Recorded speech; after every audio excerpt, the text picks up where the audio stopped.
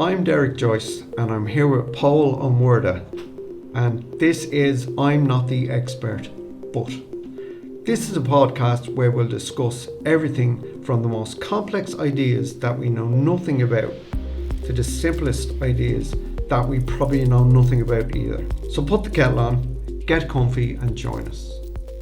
What is it, Friday what? What's it? 7th. Friday the 8th. 8th. Friday the 8th of September. Fucking summer is gone, man. Well, it's back. Well, it's back. It's an Indian summer that's back. Yeah. Did you uncap your fizzy water? No. Well, uncap it now so we can get our fizz out of the way. Mm. Exactly that. That's what I was talking about. One thing I learned from the poo podcast, Right. nobody wants to listen to anything about poop. Yeah, I know, yeah. Even though it wasn't graphic and it wasn't gross. And it was a hasn't great been that episode. popular. Really fun. It hasn't done great numbers there, has it? Yeah, well, you know. People are off. But okay, fair enough. Anyway, come here. Did you see that mad thunder lightning storm the other day? No. Mad one here. A couple of weeks ago? Yeah. Ah, yeah. The But house that was struck by lightning. yeah, come here. We were blessed. One here in our back garden. Like literally the middle of my lawn. That's uncanny. I know, there's yeah. so many large structures around. And I thought it was deadly, like, oh my god, that's awesome, you know. Great. And then I went on Facebook and I seen there was 2 houses around the corner on fire. I was like, shit. Fucking hell, yeah. You know, kind of hit me down just how lucky we were. Like, geez, it wasn't more than 8 feet from the house, like.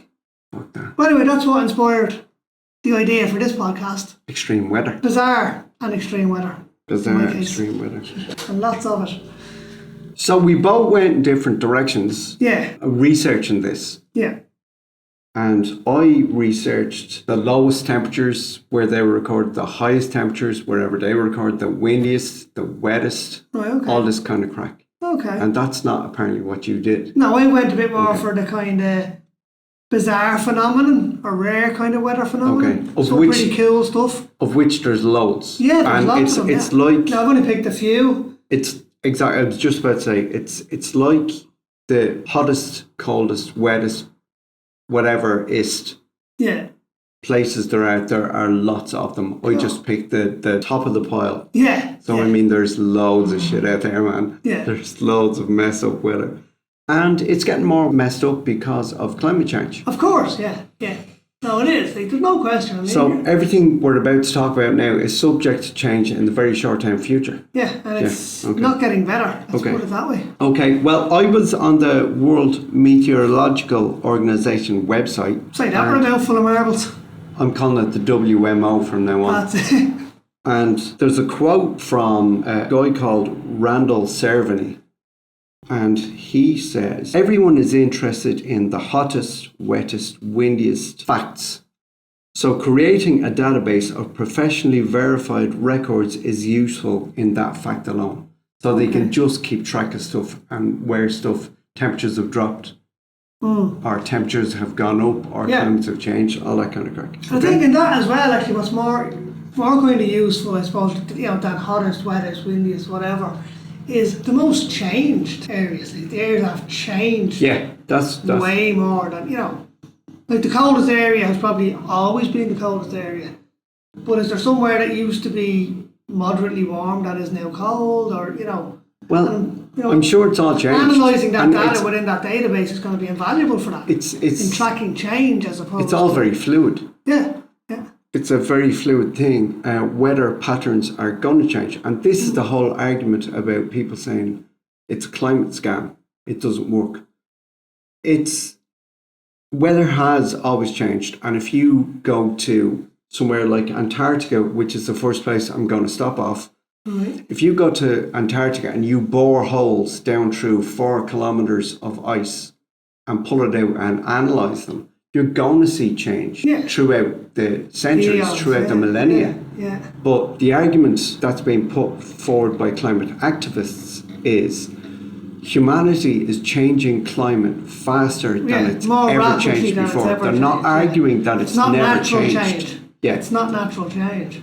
So it's accelerated. Yeah. So we're accelerating it to the point where it's a problem. We're changing stuff irrevocably. Yeah, and I mean, you only have to kind of grasp the idea that it's a very fine balance of biosphere on this planet. Yeah. Like, look at our solar system. Life as we know it does not exist anywhere else in the solar system.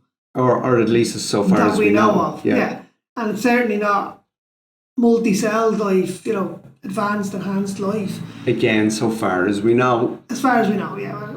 Yeah, well, I think we know if there's little grey men on Saturn now, in fairness, but there may be microbes. Okay, and stuff. you might know that, but I don't. Okay, fair enough.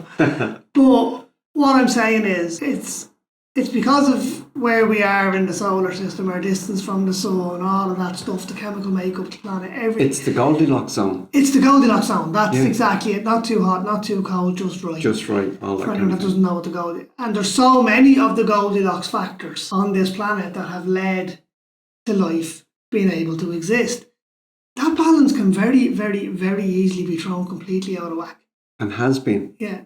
And not has been now, but has been in the past. Yeah. Like the Chicxulub impact crater in the Yucatan Peninsula that killed all the dinosaurs and all that kind of crack. Like extinction level events are not as they're catastrophic.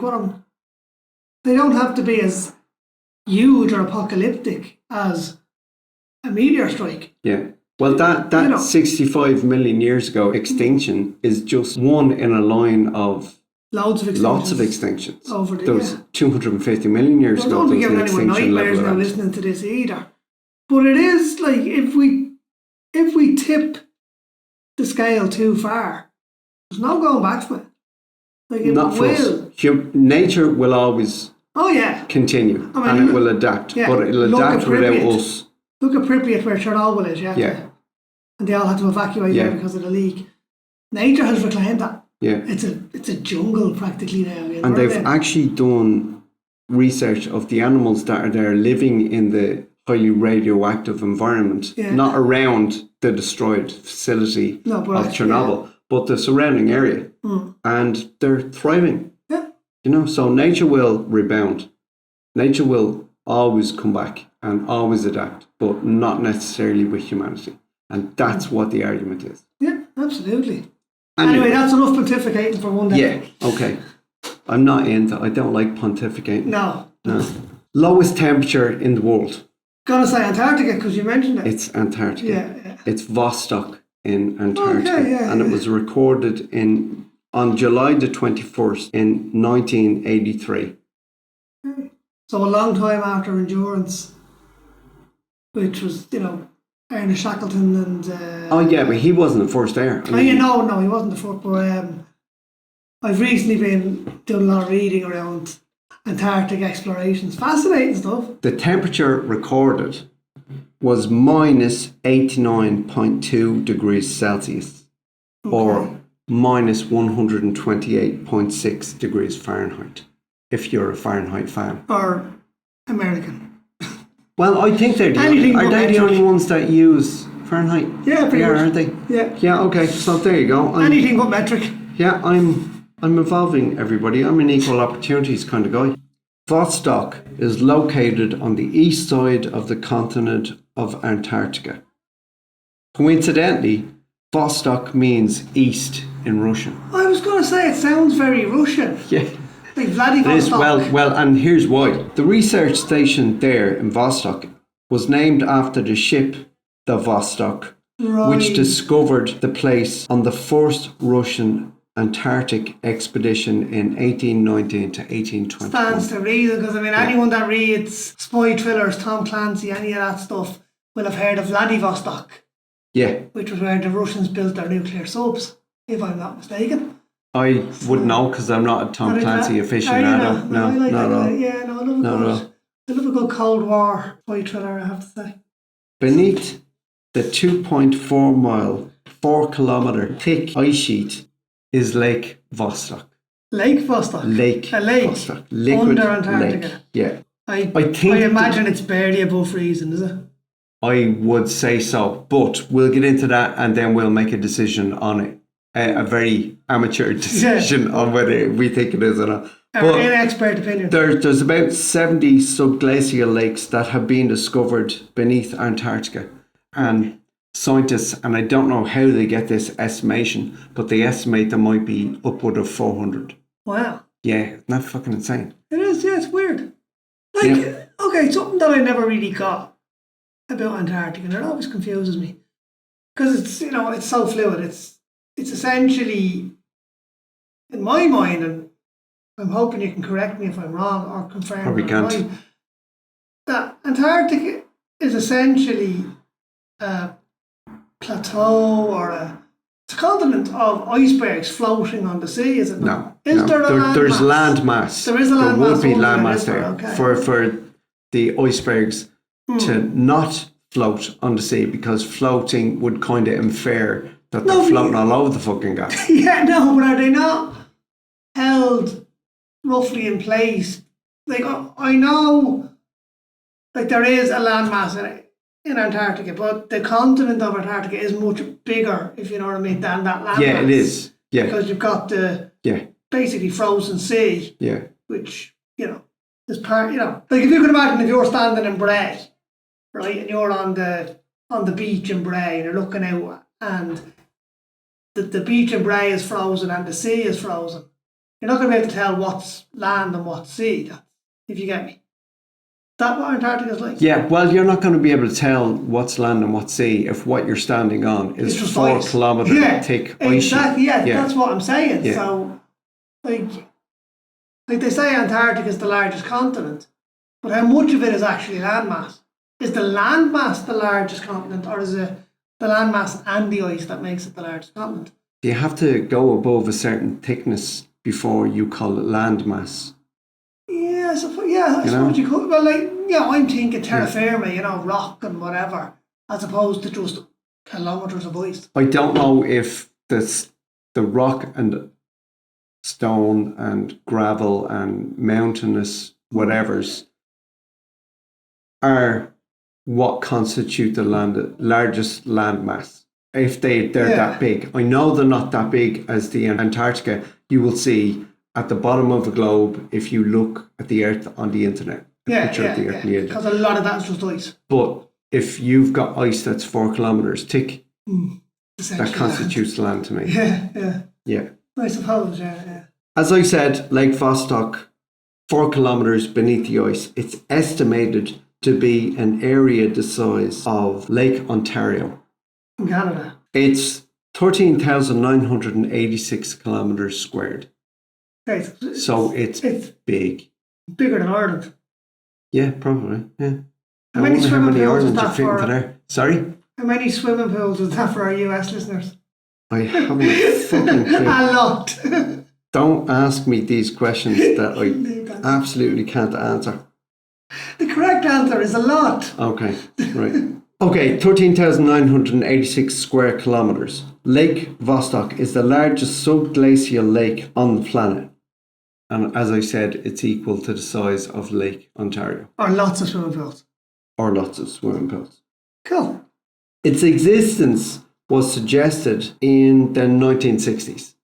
They kind of, it's theorised, basically. It was suggested based on research because Antarctica is so uninhabitable permanently because it's so cold and weather conditions so bad and there's so little food. Yeah, we do have so a couple of permanent bases down there, don't we? Yeah, we have research stations down there permanently, but the researchers in those research stations don't live there permanently. Yeah. So, and they're actually using that format, that kind of, that template for plans of putting a base on the moon. It'll be exactly the same kind.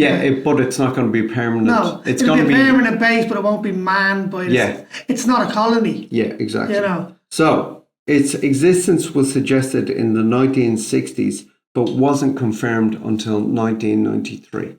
All this research that they do, and Antarctica is such a good place for research, specifically because it's uninhabitable. Yeah. On a permanent basis. It's mad though. Who would literally choose to spend 6 months or a year down there? I just don't know what motivates someone to do it. I hate the cold.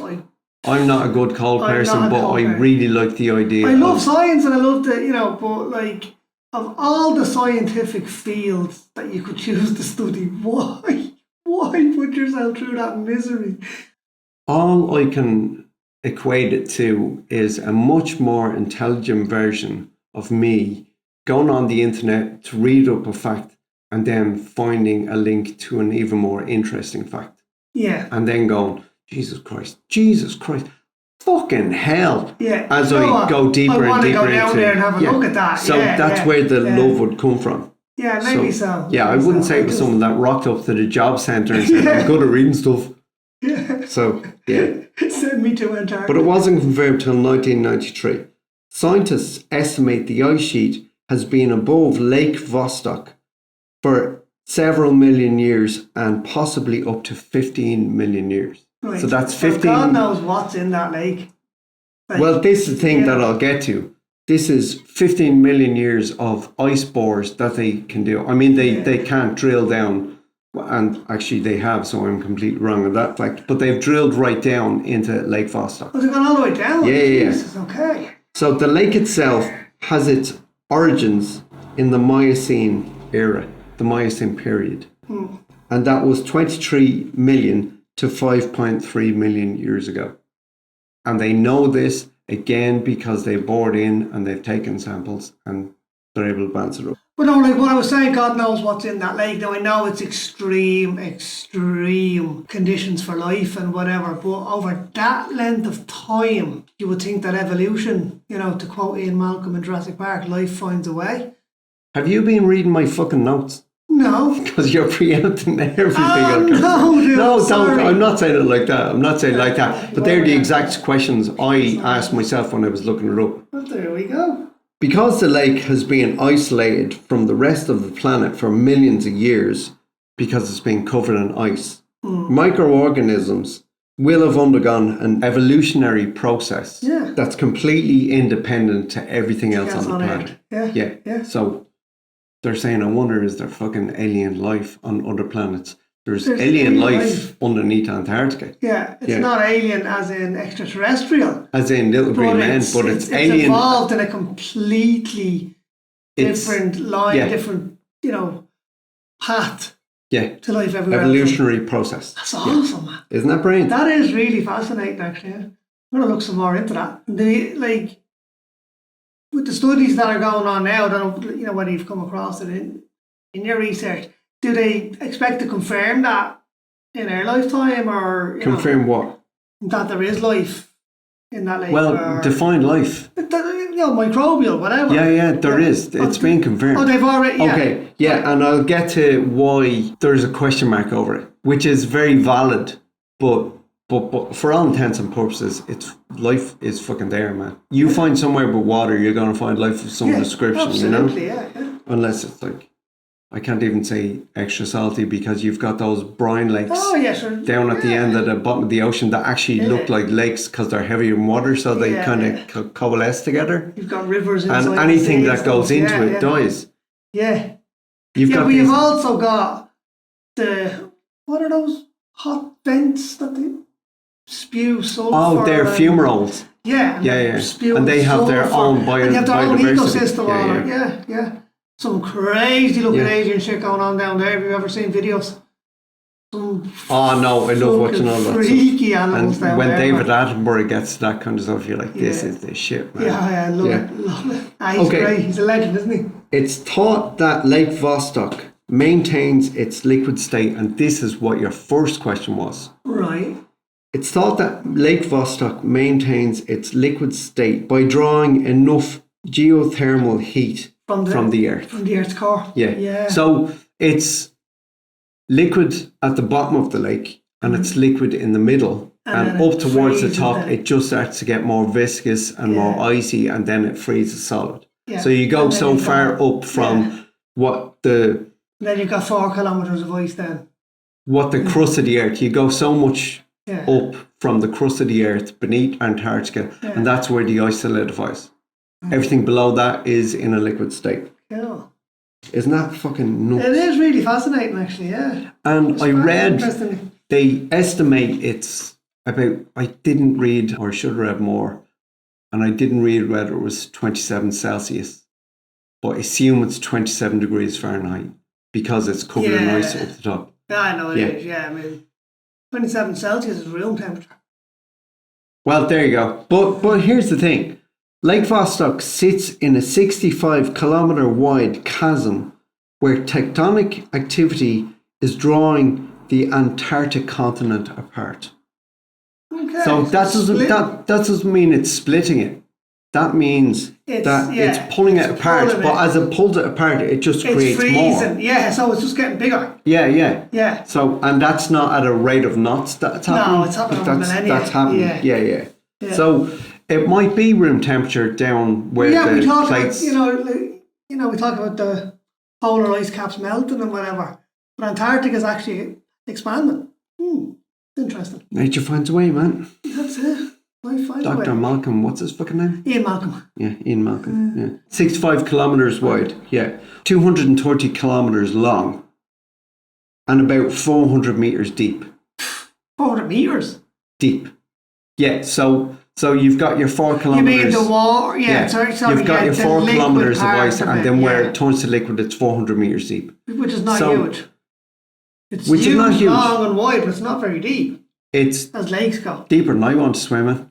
Oh yeah, not true. Yeah, but, I mean, but it's deepish. Yeah. You know, you go down there, you're not coming back, kind of thing. Half a mile, I suppose. But my point being, I didn't know whether it was 27 Fahrenheit or 27 Celsius.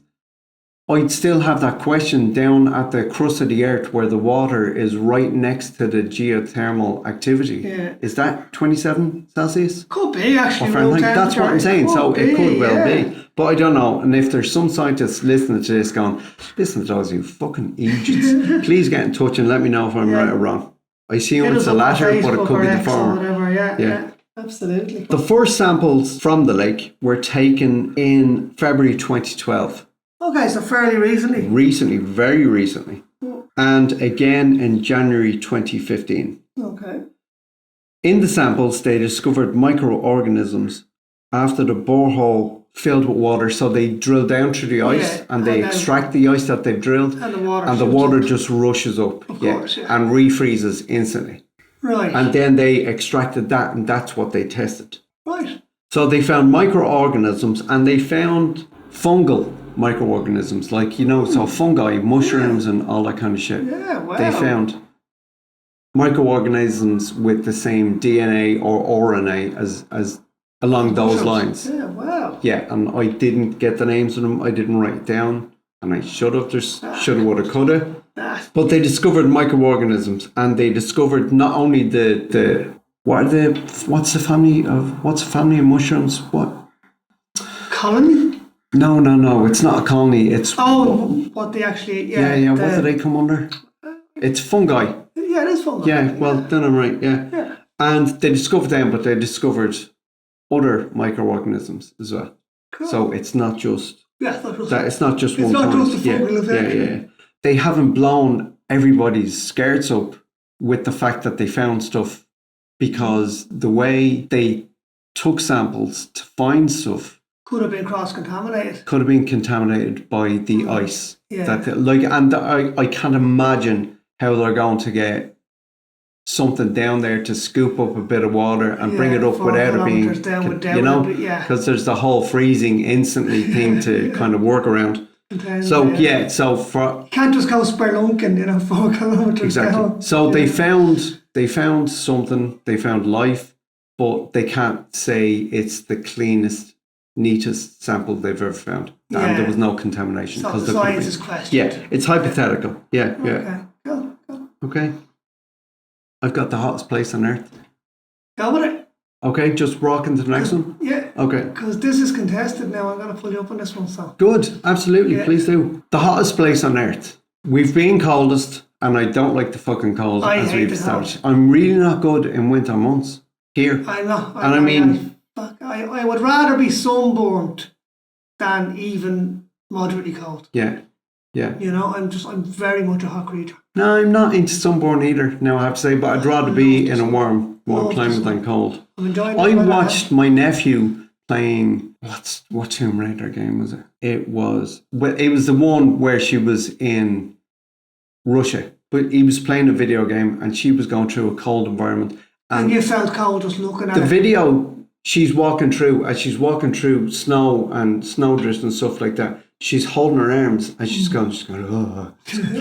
I was fucking cold. Yeah. I was going, this is not fun. Yeah, I hate even watching films. You know, I'm like, nah, this is Antarctica not good. or the Alps or. And I mean, I know a lot of them are cold, but when they're filming scenes where you're meant to be cold, if they're going to see the actor's breath, then they are going to drop the temperature. Well, but quite often they put a blue filter over the lights or the lens. Yeah. And they will deal with cold that way, and that gives you the psychological. Or like in The Exorcist, do you know how they done it in The Exorcist? No. They refrigerated the set. Well, you see, that'd still be fucking cold. I still wouldn't be happy there. I'd be that. So you could see the actors' breaths. Yeah, I'd be the drama queen that goes on set and says, "No, not acting in this. You will find me in my trailer, heated up a couple of degrees." Yeah. Yeah, no, I'm very much like that. Or even, do you know what? Like, this is how bad I am with the cold. I even hate being in the refrigerated oil in Aldi. That's the last thing I do when I'm in the supermarket. It's freezing. Apart from getting the coldest frozen stuff last, which is sensible anyway. Yeah. I go around doing my shopping and I go, here we fucking go. I hate the cold though. Yeah, no, I'm not a cold person. I'm skinny, so I'm not going to like it anyway, you know? Yeah, same as myself. Same as myself. Okay, the hottest place on Earth. According to the Guinness World Records, the hottest ever recorded place on Earth is Death Valley in California in 1913. That's what's being questioned. As I said, it's questionable now. They claim, now Guinness have to confirm, and it has, a lot has to be done, that a couple of weeks ago, that record was beaten again by Death Valley. And I would say it will be beaten next year. Yeah. But that's what I was saying to you earlier was that's a very new record and does need to be verified. And then it has to be put in there. And so, and maybe it's been beaten a couple of times since in recent years, but because it's a recent record, they need verifications and they need people to authenticate it, and then they need independent parties to verify it and all that kind of thing. So it's not just, lads, we have a record either over way here. You look at it, Death Valley's hot. Death Valley, 1913. Temperatures reached 56.7 degrees Celsius or 134 degrees Fahrenheit. That's nuts. The hottest. Stand the shade. The hottest. Well, here's the thing: the hottest air temperature ever recorded. And air temperature is different to ground temperature. Yes, of course. Yeah. When you walk around, when they record air temperatures, they have to record it at ground level. They have to record it at altitude, and all that kind of crap. Yeah, that makes sense. If you've ever been on holiday and walk around your bare feet, you're getting burned by the ground. When they tell you if you're not going to walk around your bare feet, stop getting your fucking dog to walk around its bare feet. Yes, absolutely. There you go. Yeah. And you see all these horrific pictures on the internet, and I don't search for them, of dogs with third-degree burns on their fucking feet because some douchebag. For a walk. Yeah. There's a person who lives near to me has huskies, and they have their dogs out before sunrise. Yeah, I think we mentioned that before. A good friend of mine does the same. And because they have to in this weather, you can't bring them out now. Mad. So the hottest air temperature ever recorded was recorded in Death Valley in an aptly named place called Furnace Creek. I mean, just call the fucking thing what it is. It is, that's a great name. I think it's fantastic. Yeah. What is the desert in California? The Mojave? The Mojave Desert, yes. Yeah, okay. That's where Death Valley is, isn't it? I'm assuming. Yes. It's in the Mojave. Death Valley, it's again, stop reading my fucking notes, man. Oh, man, sorry. Yeah, sorry. Stop apologising as well.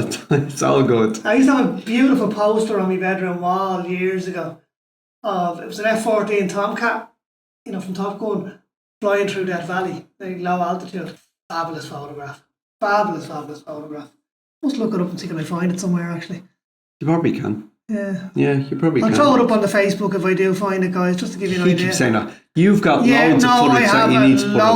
Oh, come here, listen, when I get to my little bits that I have here, I'm going to be describing things that are very, very visual. Yeah. In an audio format, so I'll be definitely putting up videos and pictures of everything I'm talking about. And put them up with the hashtags and the episode and all this kind of crap. Absolutely will. So you will find them on our Facebook page, and Del can look after the X and put that up there as well if you want. Fuck X, man. Twitter. Fucking X. It's Twitter. My Twitter hasn't updated. Twitter hasn't updated on my iPad. Has it not? Because I've refused it. Oh, okay. No, mine just On my automatically phone, did it. it's X, but Yeah. I won't update it on my iPad, and I'm like, don't. No, Fuck you, Elon. Yeah, it's Twitter. Anyway, You can't say that now. yeah, you can say what you want. Death Valley is located in southeast California, near the Nevada border. It's Right. nestled in the Mojave Desert between 4 mountain ranges. Right. Okay, so it's The Rockies. nope. No. Okay. American geography wouldn't be my strong point. Yeah, I don't even know where you started then, because I'd never heard of these till I read. Right, go on, go. The Panamint Range to the west. No. The Aragosa Range to Okay, the I've heard east. the Aragosas, yeah. Yeah. The Grapevine Mountains to the north. Nope. And the Owl's Head Mountains to the south. No. I like that America have names like, Grapevine and Owl's Head. Call it what it is, Yeah, no, I like that. I think a lot of that has, and like Panamint and Armagosa has native origins. Yeah. Which I really like. Yeah, definitely. Yeah. So they're the 4 mountain ranges surrounding the valley Yeah. floor, which is Death Valley, Yeah. which is like your salt flats. Yeah, There's stuff has a nothing. big rock Yeah. kind of formation, rock towers and stuff. If anyone is seeing, and here we go again with me, Star Wars, the here we go Phantom again with Menace, right? The pod racing scene, Yeah. that's filmed in Death Valley. Okay. Well, Do they have filmed. real pod racers? No, it's All right. Wow. it's that's CGI, but the backgrounds are It's very poor CGI. well, it's very dated now. In fairness, it is. But it's all those backgrounds are pretty much from Death Valley, and the Undertaker is from Death Valley as well. I loved him. Oh, Loved the Undertaker. brilliant. Not a Logan wrestling adores fan, him. but I love the Logan adores Undertaker. him. Yeah, Rock come is here. deadly. But come here, what a legacy though. I mean, he was wrestling when we were kids, and he was wrestling when we kids were teenagers. Yeah. That's what a That's career. some career, man. What a career, Anyway, back to Death Valley. The basin of the valley lies below sea level. It's the Right. lowest point in the USA. So Hey, right. Furnace Creek is where the temperatures Yeah. are recorded, but fuck me, it's hot. Yeah. It's like, You're getting down into the car. Like, but yeah, kinda you're similar below to- sea level. You are Yeah. in a basin. You're in the bowels of the earth. You're in a basin where heat is just trapped by the mountains around you, Yeah. and it's just It's coming up from the funneled in. core. It's coming Yeah. in from the sun. It's It's a perfect storm of heat, which we'll get to later as well. The Yeah. perfect storm. the lowest point is in Badwater Basin, which is another great name. Yeah. Which doesn't sound very native to me, but Just it's don't still have a a great drink. name. Yeah. Just don't. Badwater yeah. Basin, some 282 feet or 86 meters below sea level. Right. Okay. That's fucking It's mad. that insane. is, Yeah. No, it's basically a hole in the ground. Like, it's a massive hole in the ground. It's mad. ridiculous. It's ridiculous. I'd love to go. I would love to go. Like, I was it's actually a reading- beautiful place. Like, it's barren. It's rugged, but it's incredibly beautiful. I was reading an article where people are going to Death Valley over the last couple of weeks and months where it's been really hot, so they can experience the hottest temperature ever. And there's people getting into trouble. Yeah, look, come No, here. I don't mean trouble here. Come here to me. You're in No. fucking trouble. They're getting into Into difficulty. distress. Yeah, of being in course. such a hot place just because I want to see what the heat is like. Yeah. If you want to see what the heat is like, Yeah, no, turn I need to go to fucking Death over. Valley in the winter then. Do you know what I mean? Yeah. When it's only like 35 degrees Celsius. Yeah, no, I'm not, like, I don't want to go for the heat or to, be there for the record or anything like that. It's just an incredibly Where's beautiful place. Burning Man held? I don't know, but I've heard of Burning Man. Yeah. Obviously. I'm going to look it up there. All right. Burning Man, because I was reading an article. Yeah, there was... The Burning Man was a washout. It was a washout. Yeah, there were people, and it wasn't like, oh, there's a bit of mud around. It was a quagmire. Yeah, but I mean, was it, or was it just that, these snowflakes aren't used to going to Glasgow? In the footage I saw, it was atrocious. Was it? Yeah. It was desperate. I've seen and been to Glastonbury when the weather has been really bad. Yeah, I'm not jealous at all that you've been to Glastonbury. But this was just in somewhere that Nevada. it is in Nevada. That's what I thought. Yeah, this was on a Yeah. par. This was on a par with Glastonbury. Right. And I know it's Nevada, so it's the Mojave. It's hot. You wouldn't expect it. It was a fucking quagmire, man. Yeah. It was mental. Bizarre. And again, we'll throw some photographs of that up as well. Yeah. Just take notes, man. Make sure, because you've an awful lot to put up on the Facebook page. Yeah. I'll be covering it, don't worry. Anyway, yeah, come here. Not letting that slide. You just mentioned you've been to Glastonbury, yeah? Yeah. Bastard. I've mentioned that before. I'd love to go to Glastonbury. Who'd you say? I can't remember. Jeez, it must have been some weekend. It was some weekend. It was a long time ago. Okay. Yeah. What year was it, roughly? Jeez, it'd be in the 90s. Oh, okay. Yeah. Right, so it was kind and that not was, recently, it's not even in this century. Yeah, that was kind of when Glastonbury kind of dipped a bit as well in the night. No, it did, for a long time it was a bit... People that have never been to Glastonbury say that kind of shit, man. No, but it was badly organised and shit in the 90s, you know what I mean? It was pretty... No, chaotic. It was great. I thought it was great. Yeah, it was great. It was Seems fantastic. a lot more chill and now. I left going, I'm fucking going back there next year. Yeah. I didn't. I'd love to do it. But it's great. Is it accessible, if you're not driving or can't, Yeah. If I was travelling over from here to Glastonbury, where would I fly to for instance? Or I don't know. You see, I was living in the UK. You were living in the UK? Yeah. Right. And I went up with friends from Devon. And we drove up. We stayed in a campsite, obviously near enough to walk. And we walked to Glastonbury. Deadly. So we didn't stay in Glastonbury where everybody... In the big tent village, or whatever it is. We were outside it. So we came and went each day. And you go for the whole weekend, yeah? Yeah. Deadly. And then we kind of drove back and went to work on Monday and did very poor jobs. Yeah, I can imagine. Yeah. Yeah, no, it's definitely on my bucket list. 100%. I watch it every year on, online or on the BBC or wherever it's on. I always watch it on the BBC to see the smaller bands. Yeah. I have discovered so much new music through watching Glastonbury weekend. Yep. That's what I go for. Love it. But anyway, sorry, I took you away from your Death topic. Valley.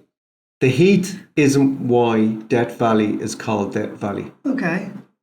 And this is what I was saying about researchers much more intelligent than I am, finding something interesting and then investigating it and finding something even more interesting. Right. This was the thing I went, fuck off, man. Okay. That's insane. Right. So the heat in one form or another has always been there, whether it's been really hot, whether it's been slightly less hot or something along the lines of manageable. Yeah. But the Timbisha Shoshone tribe have lived in harmony with the valley for millennia. So it's a case of knowing how and when to move and where to go and where to find your water and where to find your food and all that. Shelter, caves, all that, messes or whatever they're called. Mesas, exactly. Messes. So in 1846, a group of pioneers from Europe, wouldn't you know? White man. Yep, here come the whites. Here come the crackers. In 1846, a group of pioneers from Europe, known as the Donner Party, became snowbound in the Sierra Nevada mountains. I know the story. Yeah, I'd heard it. It was familiar to me when I read it. Yeah. I actually read a novel by Douglas Preston. But this is not that story. Okay. Right. Sorry. The Donner Party became snowbound in the Sierra Nevadas. Some of those pioneers resorted to cannibalism. May have. That's not being proven. Okay. And nearly 50% of that party lost their lives. Yeah. Through exposure, through starvation, through whatever. Yeah. And cannibalism doesn't mean fucking see him over there, he's the weakest, kill him for his meat. No, this person died and they cannibalised it. And Well, there's one heartbreaking. There was a body of a 3-year-old girl found. I think it's a 3-year-old girl. That is heartbreaking. That was missing a leg. They reckoned that, but that could have been animal predation. The leg had been cut off. So I had been cut off, so they reckon that they had eaten So the leg. I don't know why you're saying allegedly cannibal. Because there's other theories too. I can't really remember exactly what it was, but there is. But that points to one big hard cold fact. Some of it is coming at me from the fiction side of things when I read the Robert whoever it is, Douglas Preston, and who's the other guy that he writes with, whatever. So there's that part of my brain is saying, she was a ghost and shit. That's obviously not Okay. that. But then there's the whole, her leg was cut off, but was it because she had got injured or? Anyway. Which is quite possible. Gangrene, cut a leg off to save her life. Makes sense. Could have been that. Yeah. Or it could have been eaten. Could have been. But they reckon she was alive when the leg was cut off. Whereas you were saying... then that's it. Sounds like some gangrene to me. That's what you were saying, like they were waiting for people to die. Yeah. Yeah, well, we'll see. Anyway, not despite, so much. as I said, this is not about the Donners, despite the Donner Party disaster, wagon trains attempted to find shortcuts on their journeys to California, especially after the gold rush started. Oh, that's. Of course, that was the largest migration in the States, really, at that time, definitely. And they were always looking for the quicker and easier route, the cheaper route, stagecoaches. Yeah, well, that's, and there's more money. These wagon trains that were set up by companies who wanted people to go out and hunt for gold for them. Yeah. It was always a good always wanted a cheaper place to go because it's less expensive. Yeah. There's less cost in getting people there if you can find a quicker route, obviously. Yeah. So in October 1849, members of trail leader Jefferson Hunt's Mojave San Joaquin Company wagon train. There's a fucking mouthy title, isn't it? Yeah. Fucking get an acronym out of that, buddy, or your company's going nowhere. Compare that to where we are now with X. Yeah, there you go. Anyway, Jefferson Hunt's Mojave San Joaquin Company wagon train grew impatient with Hunt's pace, fearing that they'd be stuck in the mountains for the winter. Just like the Donner the Donner Party were. Yeah. All right? They convinced Hunt to try an alternative route. But after he returned from reconning the route, so he went out on a recon, will the wagons manage it? Will the ox, the horses, all that kind of thing, will we manage it? He came back from that recon nearly dead from thirst and hunger. And he refused to deviate further from the route that they were travelling. Yeah, like the already established route. Yeah. Yeah. A number of the party, thinking they could find a better path west, stumbled across yet another smaller group of what I assume is frontiersmen. You know, have you ever seen The Revenant? I haven't actually, but it's brilliant. But those guys that go out and they hunt fucking beaver pelts and all that kind of shit. Yeah. Okay. So Grizzly Adams. Well, Grizzly Adams lived there. He was a loner that was friends with a bear. Yeah, he was cool. So they stumbled across yet a smaller group. That smaller group showed them, how much would you believe this, right? You're in the group that split off from my group because you think there's a better path west. Right. Okay? You find a yet smaller group who show you a map that's hand-drawn about, here's where you are, there's where you want to go, and this is the route you take. Right. It's hand-drawn, and they were told that it was verified by frontiersmen. Right. It was endorsed by people that had been out there and said, this is that way. That's kind of how it was done. You go, thanks very much, lads. Cheers, that's an awful great help. And then when they go, you go, fuck that shit. Yeah. Because it's like, but they didn't. They went for it. Yeah. At first, it seemed like they'd made the right decision. But pretty soon the terrain became more inhospitable to their wagons and, as I said, their oxen and their fucking horses and whatnot. They're in that valley basically, right? At this stage. No, you obviously didn't read my notes good enough. Okay, right, cool. Right, okay. Infighting within the group about how to proceed saw some of them head off for a nearby mountain in search of water, which makes sense. Yeah. While the rest pressed forward looking for the trail that they were shown on the hand-drawn map, which, as it turns out, didn't exist. Jesus. Okay. So we have our group that split off from the main group, who met a smaller group, have now split into two themselves. Yeah, right, okay. Weak and exhausted, both groups entered a massive valley of salt flats. Right. Now they're in Death Valley. They're in what will be known as Death Valley. Okay? Because none of them came out. I'm guessing you're gonna say, right? You must be terrible to watch a movie with. Just what happens. What did he say when I said, what did he say? It stands to reason. If it's called Dead Valley, it's because they all died, yeah? It wasn't Death Valley at this stage. That's what I'm saying. This is where it got its name from. Yeah, you skip to the end of a book and read the last page, don't you? Don't watch Titanic with me, the book sinks. Okay. You'd think in the remake that it'd fucking float away, wouldn't you? They'd all live. Anyway, many of the oxen were slaughtered for food, obviously. With one group crossing the flats, eventually finding a Native American who's fucking lived there for millennia. One guy, like. Well, he might have been out on a hunt. They often went in. Yeah, but they found a Native American who showed them the way out. Where's the Wayne's World too? The other group tried another direction. So it didn't have to be 180 degrees opposite to that way. The way in Star Wars, R2-D2 and C-3PO in the desert go separate ways. It could have been you go off 30 degrees in that direction and we'll go off 30 degrees in the right of that direction. And pretty soon you're far apart. You're a long way apart.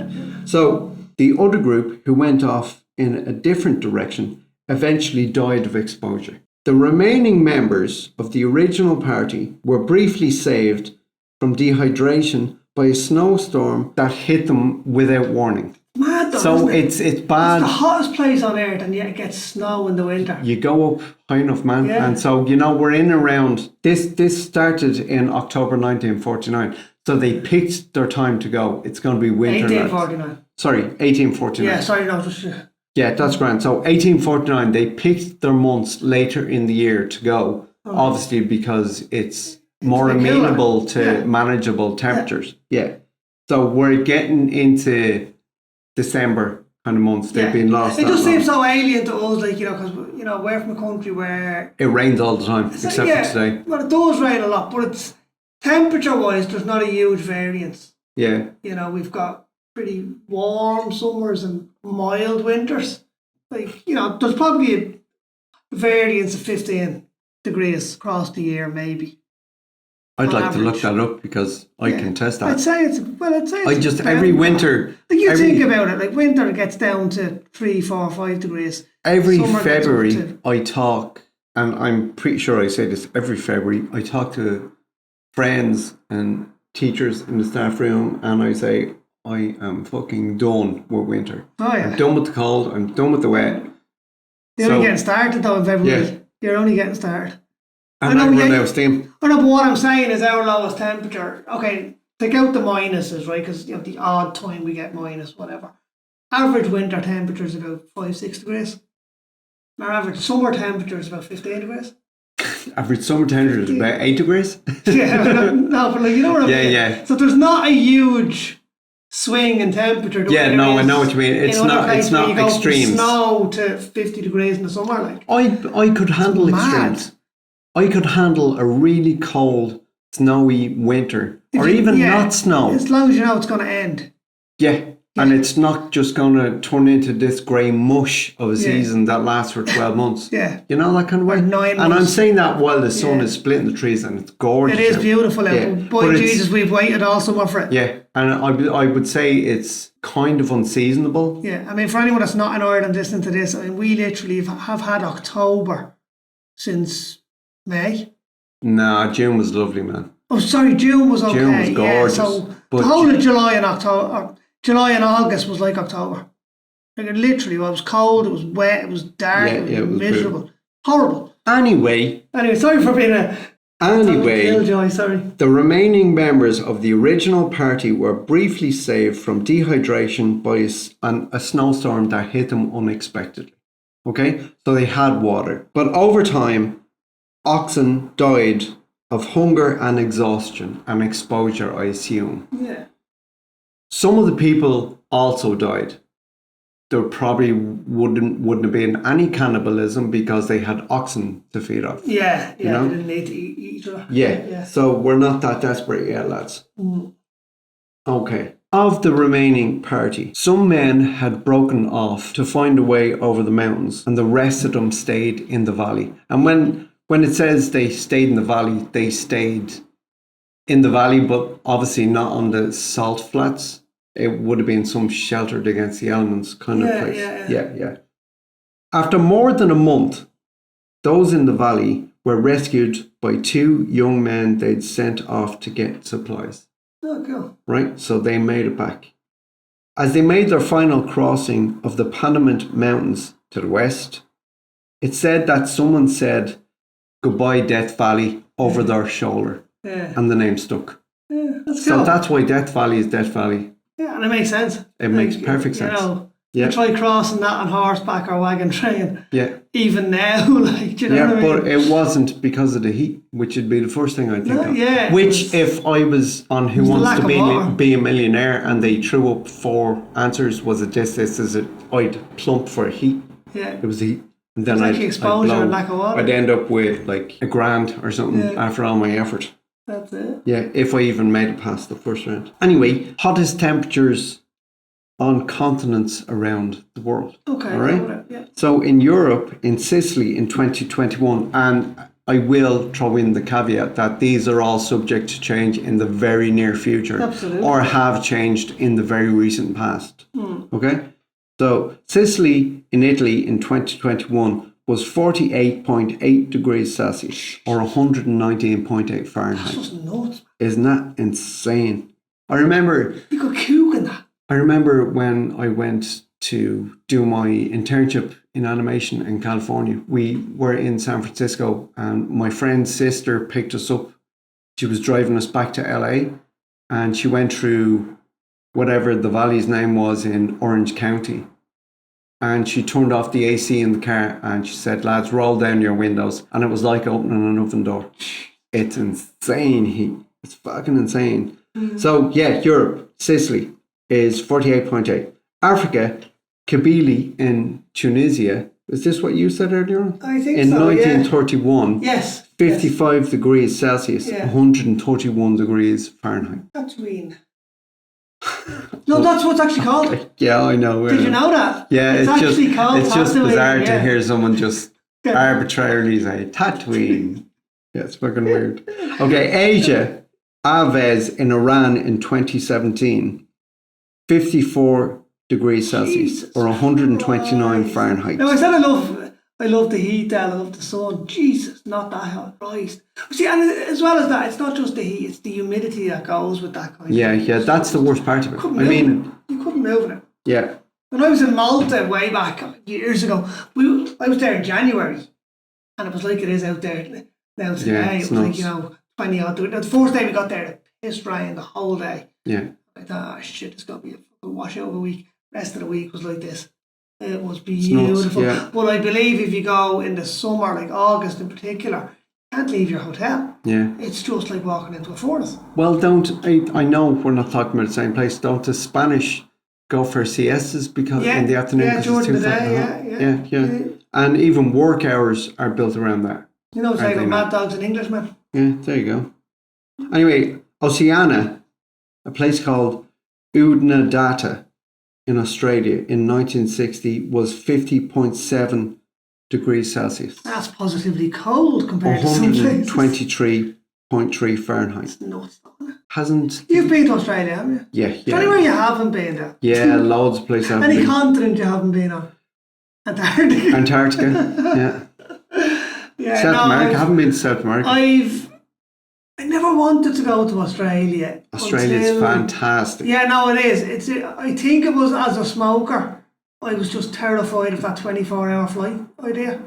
Not being able to smoke. That's a pathetic excuse for not going. I'm not going over there if I can't smoke on the plane. Yeah, that's terrible. The idea of a day without a cigarette used to frighten the shit out of me. That's desperate. You know what I mean? Anyway, let me finish this. Smokes, it's a different story, like, you know what I mean? But yeah, no, I'd love to go now. I'd love to go to Australia now. North America. As I said, Death Valley, 1913. 56.7 degrees Celsius, 134 Fahrenheit. Stupid, insane heat. South America. Rivadavia in Argentina in 1905 is 48.9 degrees Celsius, 120 degrees Fahrenheit. I'd be alright with that. Yeah. Antarctica. 48, yeah. Antarctica. Seymour Island in 2020. I'm going to enjoy this one. Yeah. 20.7 degrees Celsius. Oh, wow. That's balmy. 63.3 Fahrenheit. That's balmy. That's climate change. Yeah. That's Jesus. fucking insane. That's the scariest. That's a mad temperature for Antarctica. I thought you were going to say minus 23 or something. That's Was the the hottest scariest temperature on that list for me. No, fucking right it is. That's fucking insane. Antarctica should not be above freezing, you know? Irish record temperatures. Okay, go with it. The highest is 33.3 degrees Celsius. That was recently, wasn't it? Kilkenny in July 1887. 1887? Yeah. Oh, okay. Now, it might have been hotter. It might have been 33. It might have been 33 recently, but it's the decimal places. Yeah. You know, that make the difference. I'm sure we topped 33 there. Not last summer, was it? Yeah, the last summer before last, when we had that really big heat wave. I'm sure we topped 33. As you don't work for the Guinness Book of Records, I'm not going to believe what you say. The lowest was minus 19.1 degrees Celsius in Sligo in January 1881. 17? Yeah.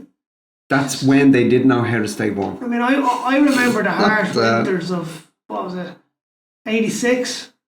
That really massive snow that we got in 86, 85. Yeah, I remember that, yeah. That was class. Yeah. You know. It was class because I was a kid and I enjoyed it, but my parents had to deal with the fucking thing. I hate snow now. And then there was the big snow, well, the beast from the east there a while 2010. ago. Yeah. Was it that far back? I think it was. Well, I remember one. No, it wasn't. It was after that. No. But I remember there was significant snowfall in 2010.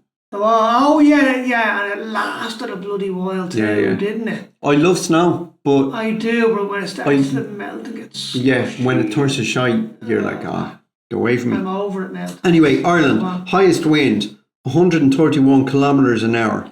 The Hurricane Limerick, Charlie? January 1945. No, it wasn't Hurricane Charlie. Do you remember Hurricane Charlie? I do, and I can't remember your woman's name. Who? That wasn't. No, the reporter. Charlie. She's standing down in Carsavine or something Charlie. like that. Hurricane Charlie was in the 80s. All right, okay. But fucking Theresa Mannion. She's a legend. Necessary journeys. Don't take risks on treacherous roads. Brilliant. Highest annual rainfall in Ireland. 3,964.9 millimetres. What's that? Sorry, run that by me again. The highest annual rainfall in Ireland. 3,964.9 millimetres. Millimetres, okay. Yeah, in Ballymena Gap in County Kerry in 1960. That's 3 metres around. Yeah. Obviously, it didn't. Well, it might well fall all at once now. Yeah. But it was an annual. Oh, that's an annual. Yeah. Oh, I thought you meant daily. You asked me to say it twice, man. That's our daily rainfall up the road here. No, it feels like it sometimes, doesn't it? Yeah. All right, it's not even the amount of rain. It's just when you get 10, 15, 20 days just in a row of fucking rain. It just seems endless, doesn't it? Yeah. It just seems. That's what I was talking about, the grey mush of a season in Ireland that lasts 12 fucking months. I wouldn't say 12 months, but you might get 11. 2 weeks in, you might get a week in August, 2 weeks in September, and then the rest of the year is just that grey. Yeah, but you're not going to remember those 2 weeks at the end of the year. What was that fucking shit, man? But now that is all joking aside and everything else, that's something I have noticed over the last few years. That's just that long fucking winter. Well, you see, I had a conversation with a friend. It didn't used to be like that, though. I had a conversation with a friend a few years ago. It would have been 2014, 15, kind of few years ago we're talking. So 9 or 10 years ago. And we were looking at the weather and it was just rain. It was mild, but it was rain. And rain for ages. And he said, fucking, not seriously, but he said, I can't wait for fucking climate change to come in and dry this shit up. And we were laughing about it. And I said, but climate change is going to be the dry places getting drier. And the wet places getting wetter. Yeah. And the cold places getting colder. And he was like, oh man. Yeah, we're fucked all together. Yeah. So we're going to turn into one great mush of a season. Yeah. I remember I was in America. There was an elderly lady. Just heard the accent or whatever, you know. She's like, oh my God, you're Irish. I was like, why is it so green in Ireland? I was like, It rains So much 300 fucking days rain, a yeah. year, you know? And she was shocked. Like, she's like, really? I'm like, yeah. Like, it rains in the summer, rains in the fall. They call it rains in the spring. I mean, we just get rain all year round. That was a completely alien sort of concept. Yeah. Like we don't have a rainy season, just have a rainy climate. Yeah. You know that way, yeah. But yeah, well, we do have a rainy climate. It's just 12 months long. Yeah. Okay. The wettest place on earth. Ireland. All right, so I have the wettest place on earth.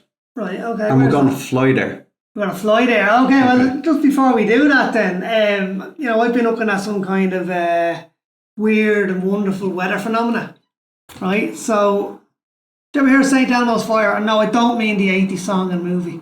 I'm so sorry that he mentioned St. Elmo's Fire. And when he said it to me earlier on, that didn't even occur to me. I was just thinking about the phenomena on an airplane. Yeah, fuck off. Yeah, I love that song. Jesus. I know it's pure cheese, but it's awful. I do like a bit of cheese. Yes, I have heard of it. Anyway, right. And it's fucking amazing. It is pretty cool. I had to actually look this up because I didn't know about this until yesterday. No, I didn't know what St. Elmo's Fire was at all. Right, so electrical storms, when they're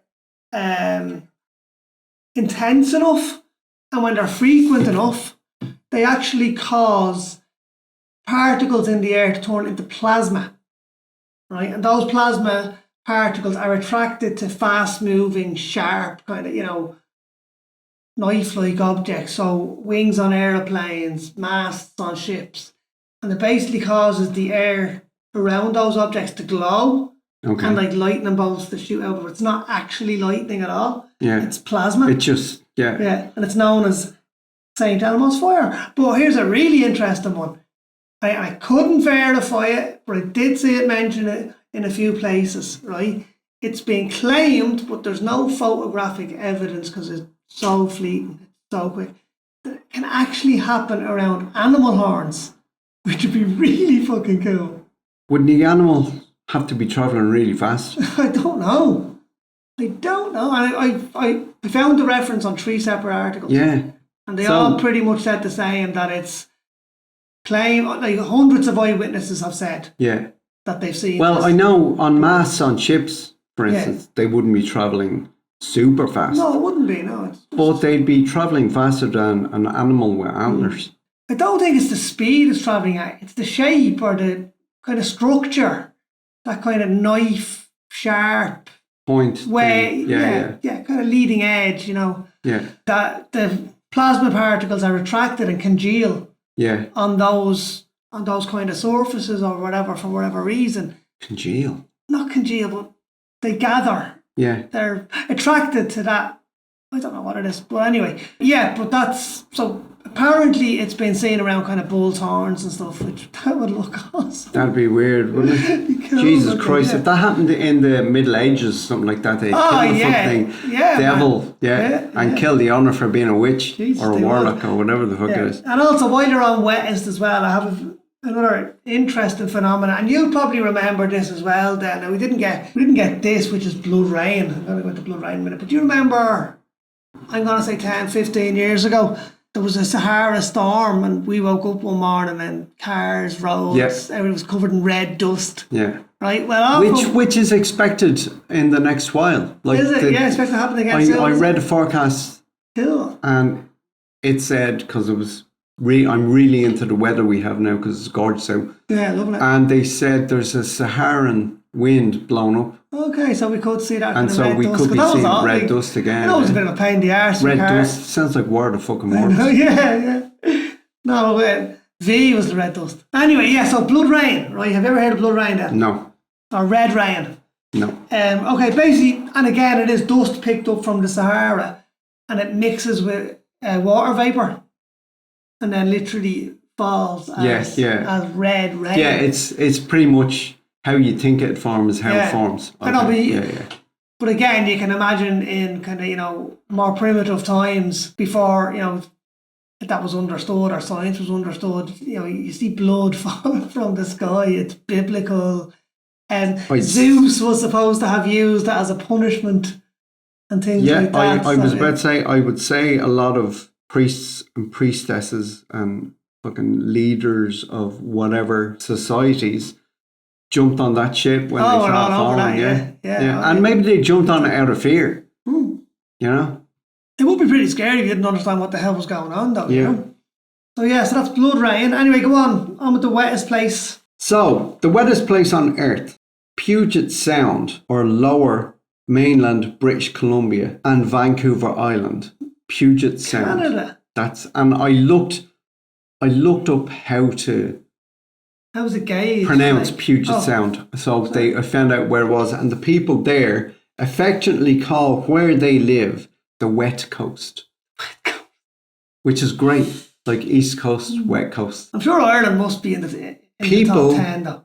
People of the Amazon forest, or most rainforests, might think they live in the wettest place on Earth. But just like the people in Puget Sound or British Columbia or Vancouver Island or whatever it is, they don't live in the wettest place on Earth. They might think they do, and we might sit in our houses looking out the window and go, this has got to be the wettest fucking country in the world. It's not. The wettest place on Earth has held the record for the wettest place on Earth many times, consistently and constantly outdoing itself. Right. By what metric, though? What way is it measured? Is it just annual rainfall? I'll get there in a second. Okay, all right. Mawsynram, that's Mawsynram in India, has an average rainfall of, get this, 12 meters. 11,874 millimeters. Right, but I'll argue that, right, that's not the wettest place on Earth, right? If you say the ocean, I'm going to get up and I'm fucking not smack going. it. Don't be that pure oil. Jesus, no. That probably falls in a season, in a couple of months. You know, like a rainy season. I would contend that what should be considered the wettest place on Earth is the place that has the most consistent consecutive days of fucking rain. Right? Regardless of how much rain is falling. Right? To me, that's like Ireland, basically. I'm not saying. So you're arguing Ireland? No, I'm not arguing Ireland. What I'm arguing is if it fucking pisses down for a week, right, and dumps 12, what'd say it was, 12 litres or no? Litres? 12 meters. 12 metres of rain. If it chucks down 12 metres of rain in, let's say, 120 days, let's be conservative, right? And then the rest of the year is dry, right? That's why it's called an annual rainfall. Yeah, I know, yeah. What I'm saying is if it's only a rainy season then, a monsoon season, let's say, yeah, and it's chucking that down in a fucking 3-month period or whatever, yeah, and then they're having lovely weather for the rest of the year. I would contend that it's certainly feels wetter. It might not be as, volume of water wise wetter, but if you've got fucking rain 300 days of the year compared to that, I would say that country's wetter than where that place, what was it, India? But it's not what's wetter.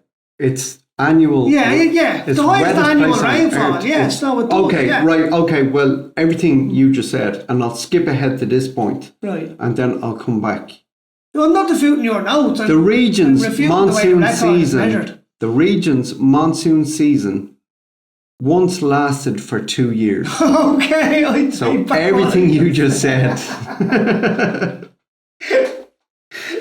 Okay, Ireland's got nothing on those. Okay. Okay, fair enough, yeah. Mawsynram's neighbouring town, Cherrapunji, that's Cherapunjee, which is just 15 kilometres to the west, has also held the title from time to time and has an average rainfall of 11,777 millimetres. That's fucking insane. Whatever way you cut it. Yeah, no, it is. Insane. No, I just had it in my head that this rain was getting dumped down over a short period of time. No. 2 years. And it doesn't always last for 2 years. And I'm sure that year was an exceptional year. But okay, I'll just go ahead and keep going. Every winter, the people of Mawsynram, now winter is, they're still going to live in a relatively mild kind of climate. I guess. Every winter, the people of Moss and Ram spend months preparing for the wet season ahead. They repair battered roofs, hoard firewood, store food grains because no one goes out. No one goes out in the wet season if at all possible. No, of course, yeah. Okay? And they soundproof their homes by lining the walls with reed grasses. Sorry, walls and roofs with reed grasses. So the noise of this rain falling is deafening. If you've ever been in a shed, a corrugated shed, when it really tips down, it's the noise is deafening. Yeah. So, or it's like hailstones here, like, you know, that. I'd imagine that rain is falling with the force that we would kind of, you know, be familiar with hailstones, that lashing, the bouncing off the ground and all. And that segues me into another little bit. Have you ever seen giant hailstones, Del? Yes. Have you ever seen the movie The Day After Tomorrow? Yes, right. Unfortunately. Yeah, it's an awful fucking movie, and the science is BS in it as well. But and I thought those, you know, giant hailstones were ridiculous. They actually do happen. They occur. Do you know how they occur? Which is fairly simple and fairly basic when you think about it. It's cyclonic atmospheric conditions, right? And you have your hail falling, right? Just normal hail. And it gets caught up in these cyclonic updrafts, gets shot back up to the top of the atmosphere again, forms another layer of ice, so it's a little bit bigger, drops again, and it keeps doing that until it becomes too large and too heavy for the cyclone to throw it back up just falls. And just falls to earth. Yeah. Some of them have been recorded as the size of apples. Look on fucking YouTube or something and just watch the... Mad. Spain had them recently. Yes, I did. I saw a report on that. A lifetime ago, I lived in Australia for a year.